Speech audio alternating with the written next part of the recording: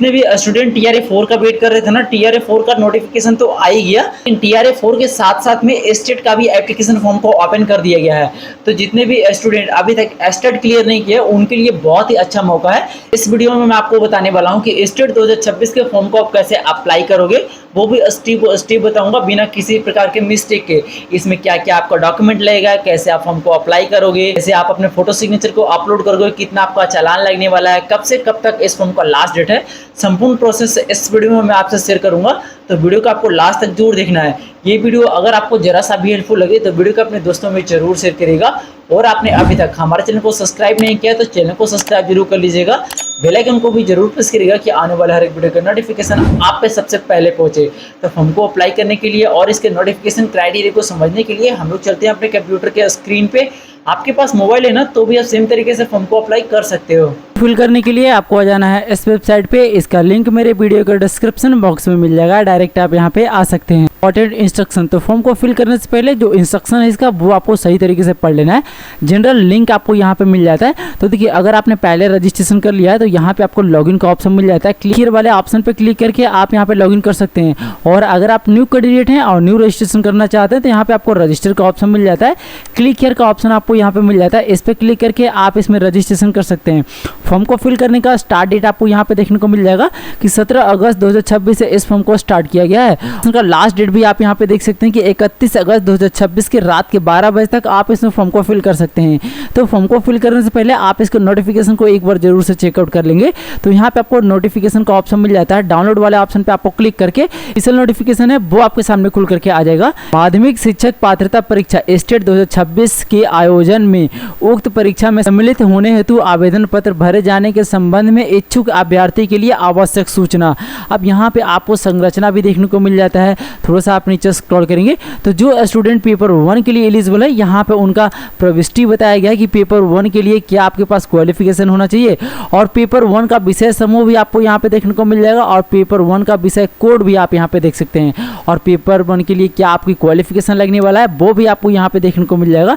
2 के लिए फॉर्म को फिल करना चाहते हैं तो उसका विषय समूह आपको यहाँ पे देखने को मिलेगा और विषय कोड आप यहाँ पे देख सकते हैं। शैक्षणिक अर्हता आप यहाँ पे देख सकते हैं। अर्हता आपको यहाँ पे बताया गया है। तो सबसे पहला शर्त आपसे ये रखा गया है कि जो लोग आवेदन करेंगे ना वो भारत के ही नागरिक होने चाहिए। तो माध्यमिक शिक्षक पात्रता परीक्षा एस्टेट 2026 में अनुसूचित जाति, अनुसूचित जनजाति, अत्यंत पिछड़ा वर्ग और पिछड़ा वर्ग एवं दिव्यांग कोटि के अभ्यर्थी बिहार के मूल निवासी होंगे, उनको ही यहाँ पे छूट दिया जाएगा। शैक्षणिक एवं प्रशासनिक के न्यूनतम निर्धारित अर्हता 5% की छूट दे होगा।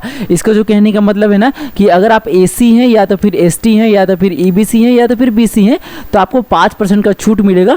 अब ये 5% का छूट आपको कैसे मिलेगा, तो इसके लिए ना अगर आप देखिए एससी हैं या एसटी हैं तो आपको कास्ट सर्टिफिकेट लगाना है, साथ में आपका रेसिडेंस सर्टिफिकेट भी लगेगा। ठीक है, अगर आप बीसी या ईबीसी अभ्यर्थी हैं तो आपको करंट ईयर का एनसीएल सर्टिफिकेट देना होगा, रेसिडेंस सर्टिफिकेट देना होगा। उम्र की गणना की जाएगी ना 1/8/2026 के अनुसार ही उम्र सीमा में छूट के संबंधित प्रावधान यहाँ पे रखा गया है। कोटिवार उम्मीदवारों की अधिकतम आयु सीमा आप यहाँ पे देख सकते हैं।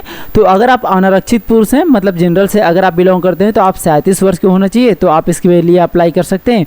और अगर आप अनारक्षित यानी जनरल फीमेल हैं तो आपका एज जो है ना वो 40 वर्ष से अधिक नहीं होना चाहिए। वर्ग से बिलोंग करते हैं, पुरुष हैं या तो फिर महिला हैं, तो आपको 40 वर्ष रखा गया है। और अत्यंत पिछड़ा वर्ग से अगर आप बिलोंग करते हैं, पुरुष हैं या महिला हैं, तो भी आपको 40 वर्ष ही रखा गया है। और अनुसूचित जाति पुरुष एवं महिला के लिए 42 वर्ष रखा गया है। और अनुसूचित जनजाति पुरुष एवं महिला के लिए भी 42 वर्ष रखा गया है। और अगर आप इससे अपर एज में आते हैं, अगर आपको उम्र सीमा में छूट चाहिए तो अगर आप बीसी या ईबीसी कैंडिडेट हैं तो आपको एनसीएल सर्टिफिकेट लगाना होगा। और अगर आप एससी एसटी कैंडिडेट हैं तो आपको कास्ट सर्टिफिकेट लगाना होगा। और अगर आप जनरल कैंडिडेट हैं तो ईडब्ल्यूएस सर्टिफिकेट बना करके आप यहाँ पे लगा देंगे। ठीक है, अप्लाई करने में जो आपको शुल्क लगेगा ना वो आपको यहाँ पे बताया गया है। तो श्रेणीवार करके यहाँ पे आपको बताया गया है कि समान वर्ग, आर्थिक रूप से कमजोर वर्ग, पिछड़ा वर्ग और अत्यंत पिछड़ा वर्ग के लिए अगर आप पेपर 1 के लिए फॉर्म को अप्लाई करते हैं तो 960 रुपये का चालान लगेगा। और अगर आप पेपर 1 और पेपर 2 दोनों के लिए अप्लाई करते हैं तो 1440 रुपये का आपका चालान लगेगा। और अगर आप अनुसूचित जाति या तो फिर अनुसूचित जनजाति या तो फिर अगर आप विकलांग कैंडिडेट हैं 760 रुपये का आपका चालान लगेगा। और अगर आप पेपर 1 और पेपर 2 दोनों के लिए फॉर्म को अप्लाई करना चाहते हैं तो 1140 रुपये का आपका चालान लगेगा। को अप्लाई करने में जो आपका डॉक्यूमेंट लगेगा ना वो आपको यहाँ पे बताया गया है। अभ्यर्थी निम्नांकित प्रमाण पत्र की स्वप्रमाणित अपलोड करेंगे। इसका जो कहने का मतलब है ना कि जितना डॉक्यूमेंट आप यहाँ पे अपलोड करेंगे ना, सभी डॉक्यूमेंट पे आपका सेल्फ असिस्टेड होना चाहिए। आप जितना भी डॉक्यूमेंट आप अपलोड करेंगे वो डॉक्यूमेंट का लिस्ट आपको यहाँ पे दे दिया गया है। डॉक्यूमेंट पे आपको सेल्फ असिस्टेड करना है, उसके बाद ही आप यहाँ पे अपलोड करेंगे।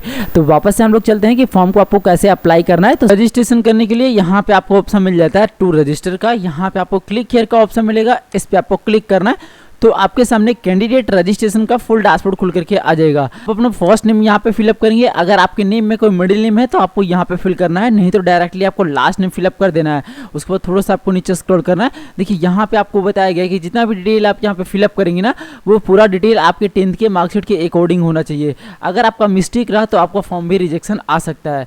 उसके बाद आपको डेट ऑफ बर्थ फिलअप करना है, तो उसके लिए कैलेंडर आपको यहाँ पे मिल जाता है। यहाँ पे आपको क्लिक करना है, कैलेंडर खुल करके आ जाएगा।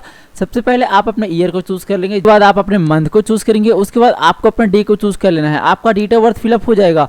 आपके डेट ऑफ बर्थ के अकॉर्डिंग आपका एज निकल के यहाँ पे आ जाएगा कि 1 अगस्त 2026 तक आपके डेट ऑफ बर्थ के अकॉर्डिंग आपका एज कितना हो रहा है, ठीक है। उसके बाद आपको जेंडर बताना है कि आप मेल का फॉर्म अप्लाई करें या फीमेल का फॉर्म अप्लाई करें, आप अपने हिसाब से चूज कर लेंगे। मोबाइल नंबर आपको यहाँ पे फिलअप करना है, सेम मोबाइल नंबर को यहाँ पे आपको कंफर्म करना है। आपको एक ईमेल आईडी यहाँ पे फिलअप करना है, सेम ईमेल आईडी को यहाँ पे आपको कंफर्म करना है। उसके बाद थोड़ा सा आपको नीचे स्क्रॉल करना है। यहाँ पे आपको एक ऑप्शन मिल जाता है जनरेट ओटीपी का, इस वाले ऑप्शन पे आपको क्लिक करना है। सामने कैप्चा ऑथेंटिकेशन का डैशबोर्ड खुल करके आ जाएगा। ये कैप्चा आपको यहाँ पे फिलअप करना है और सबमिट वाले ऑप्शन पे आपको क्लिक करना है। जो भी आपने मोबाइल नंबर दिया ना, उस पे एक ओटीपी को सेंड किया गया है, उस ओटीपी को यहाँ पे आपको फिल करना है।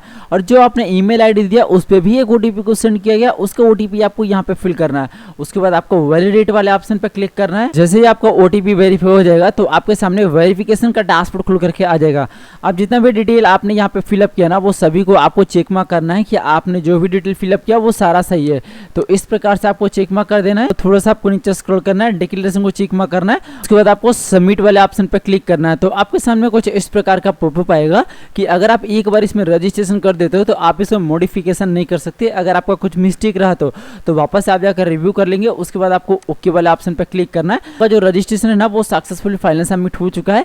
आपका एप्लीकेशन नंबर और आपका पासवर्ड यहाँ पे शो करेगा। तो ये एप्लीकेशन नंबर और पासवर्ड को आप सेव भी कर सकते हैं या तो फिर आप नोट डाउन कर लेंगे। ये जो एप्लीकेशन नंबर और पासवर्ड है आपको एसएमएस के द्वारा और ईमेल के द्वारा आपके मोबाइल पे भी सेंड कर दिया जाएगा। उसके बाद आपको क्लोज वाले ऑप्शन पे क्लिक करना है। तो आपके सामने फॉर्म को अप्लाई करने का फुल डैशबोर्ड खुल करके आ जाएगा। अब देखिए इस फॉर्म को ना आपको 5 स्टेप में फिलअप करना है।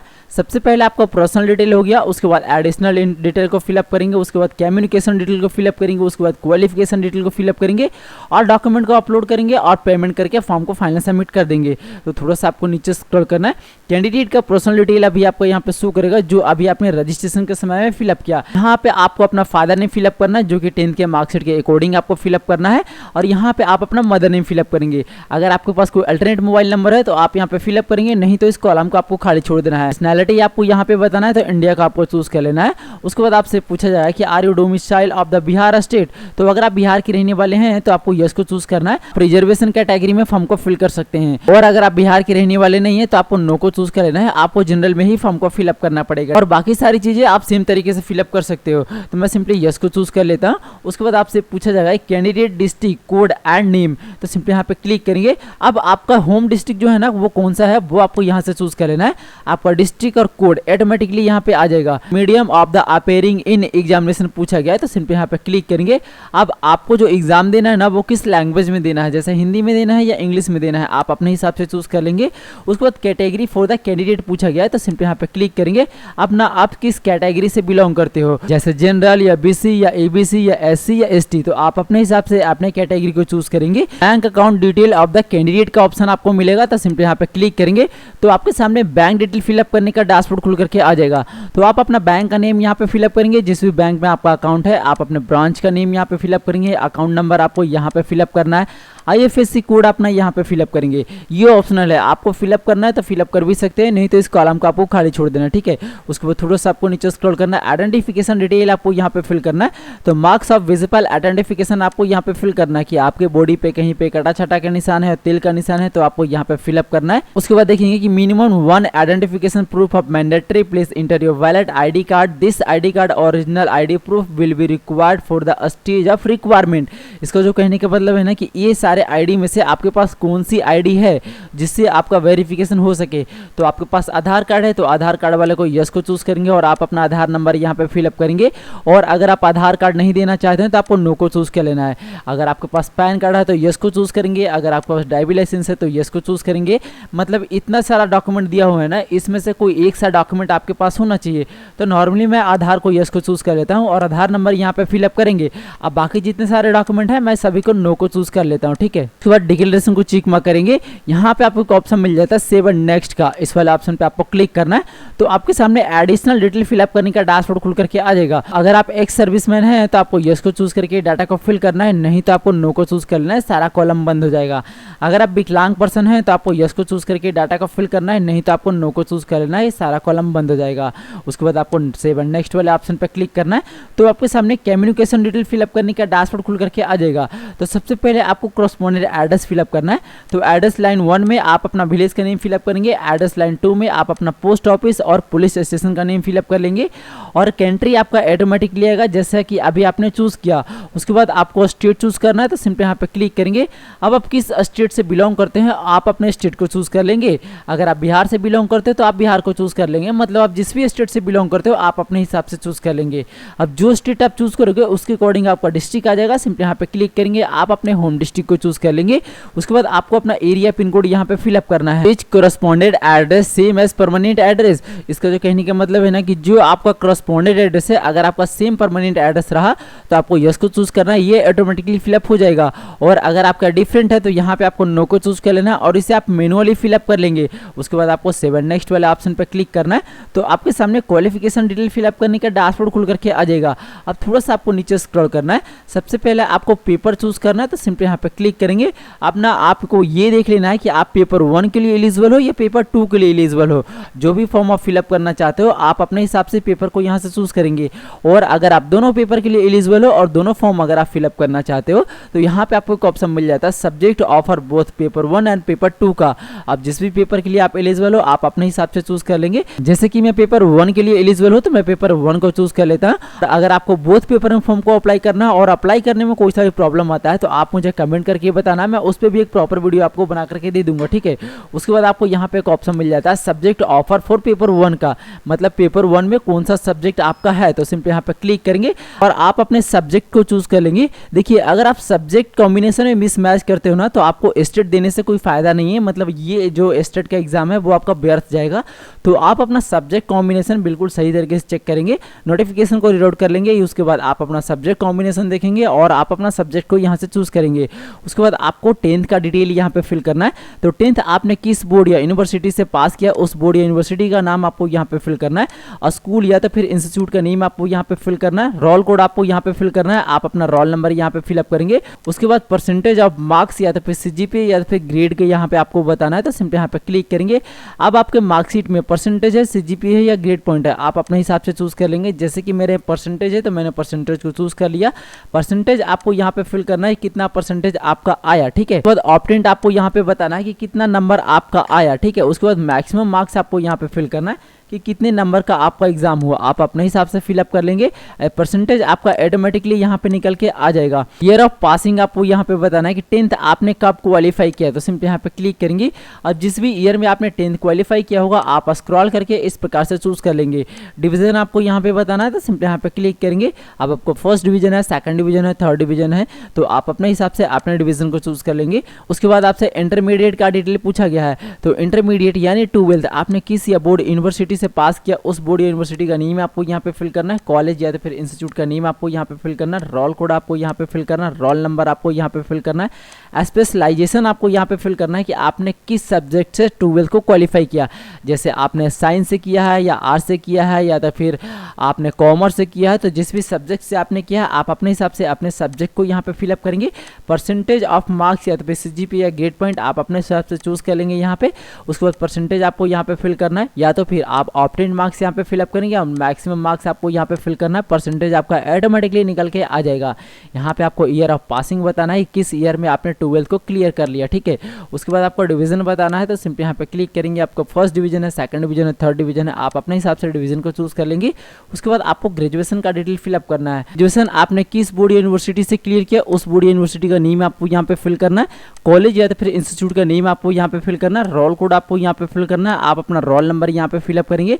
स्पेशलाइजेशन आपको यहाँ पे फिल करना है कि आपने ना बीए किस सब्जेक्ट से किया, जैसे बीए किया या तो फिर बीए से किया या तो फिर बीकॉम किया आपने, आप अपने हिसाब से यहाँ पे फिलअप करेंगे। उसके बाद आपसे percentage of marks, CGPA, grade point यहाँ पे पूछा गया, तो सिंपली यहाँ पे क्लिक करेंगे। परसेंटेज होगा तो परसेंटेज को चूज करेंगे, सीजीपीए होगा तो सीजीपीए को चूज करेंगे, ग्रेड होगा तो ग्रेड को चूज करेंगे, आप अपने हिसाब से चूज कर लेंगे।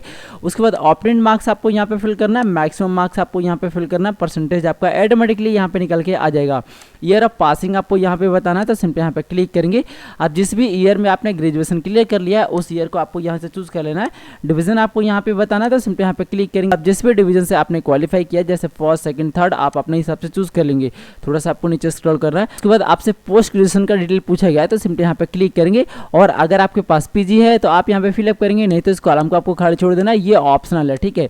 उसके बाद आपसे बीएड का डिटेल पूछा गया है, तो बीएड आपका ऑटोमेटिकली यहाँ पे फिलअप आएगा। बीएड आपने किस बोर्ड यूनिवर्सिटी से क्लियर किया, उस बोर्ड यूनिवर्सिटी का नेम आपको यहाँ पे फिल करना है। कॉलेज या तो फिर इंस्टीट्यूट का नेम आपको यहाँ पे फिल करना है।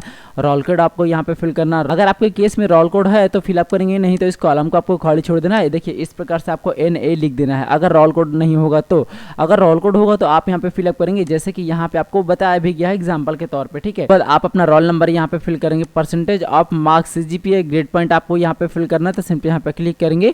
आप देख लेंगे कि परसेंटेज है, सीजीपीए है या ग्रेड है, आप अपने हिसाब से चूज कर लेंगे। उसके बाद ऑप्टेंड मार्क्स आपको यहाँ पे फिल करना है, मैक्सिमम मार्क्स आपको यहाँ पे फिल करना है, परसेंटेज आपका ऑटोमेटिकली निकल के आ जाएगा। ईयर ऑफ पासिंग आपको यहाँ पे बताना है, सिंपली यहाँ पे क्लिक करेंगे। आप जिस भी ईयर में आपने बीएड क्लियर किया उस ईयर को आपको चूज कर लेना है। डिवीजन आपको यहाँ पे बताना है, तो सिंपली यहाँ पे क्लिक करेंगे। आप कौन सा डिवीजन आपका है, जैसे फर्स्ट, सेकंड, थर्ड, आप अपने हिसाब से चूज कर लेंगे। थोड़ा सा आपको नीचे स्क्रॉल करना है। अगर आपके पास और भी कोई क्वालिफिकेशन है तो एनी अदर क्वालिफिकेशन वाला ऑप्शन को आपको चूज कर लेना है। अब जो भी क्वालिफिकेशन आपके पास है उस क्वालिफिकेशन का नेम आपको यहाँ पे फिल करना है और सेम तरीके से आपको यहाँ पे भी फिलअप कर लेना है। और अगर आपके पास कोई सा भी क्वालिफिकेशन नहीं है तो वापस से इस कॉलम को बंद कर देंगे। उसके बाद आपको 7 नेक्स्ट वाले ऑप्शन पे क्लिक करना है। तो आपका जो क्वालिफिकेशन डिटेल है ना वो भी आपका सक्सेसफुली सेव कर लिया गया है। उसके बाद आपके सामने डॉक्यूमेंट एंड पेमेंट अपलोड करने का डैशबोर्ड खुल करके आ जाएगा। तो थोड़ा सा आप नीचे स्क्रॉल करेंगे। सबसे पहले हम ये समझ लेते हैं कि डॉक्यूमेंट में ना आपको क्या क्या अपलोड करना है। तो देखिए रिसेंट पासपोर्ट साइज फोटो आपको अपलोड करना है, जिसका क्राइटेरिया आपको यहाँ पे दिया गया है कि जेपीजी या जेपीईजी या पीएनजी किसी भी फॉर्मेट में आप यहाँ पे अपलोड कर सकते हैं।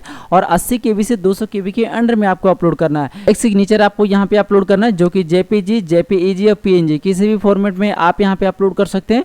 और 50 KB से 200 KB के अंडर में आपको अपलोड करना है। सर्टिफिकेट आपको अपलोड करना है जो कि पीडीएफ फॉर्मेट में आपको करना है और 100 KB से 2 MB के अंदर में आपको अपलोड करना है। स्टेट डोमिसाइल सर्टिफिकेट आपको अपलोड करना है। अगर आप बिहार के रहने वाले होंगे तो ये दोनों ऑप्शन आपके पास आएगा, और अगर आप बिहार के रहने वाले नहीं होंगे तो ये दोनों ऑप्शन आपके सामने नहीं आएगा, ठीक है।